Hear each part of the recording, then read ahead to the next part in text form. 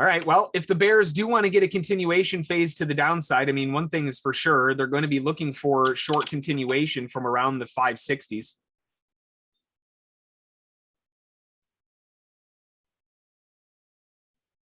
And we know that they're getting crapped on right now, so I have to assume that sellers are going to be looking for some form of a continuation, right?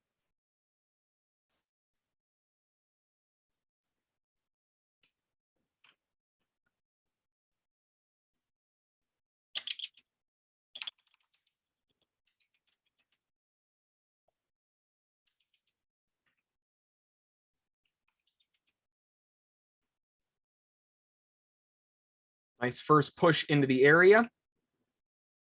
First scalp out, second scalp out. Holy crap. All the way down straight to the target. I didn't even have a chance to get the, I got a bad fill on that last one. I hit the bid when it was down at the lows at 548. I hit it one extra time because of the flush. Took me by surprise, so I'm flat. Off of 52. What a rejection point. Jeez. That was quick. This is up into the 3-to-1s.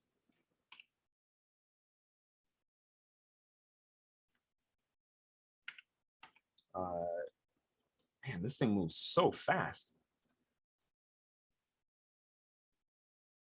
Get the targets out here on this 3-to-1 rejection on the Nasdaq. See if they want to play ball.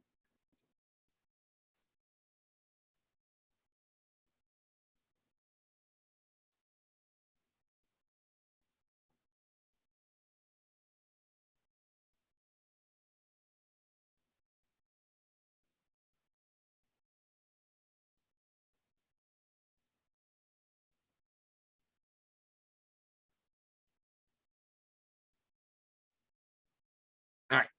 Looking for the objectives to the downside if the shorts want to try to get this to break away. I've only got the one left.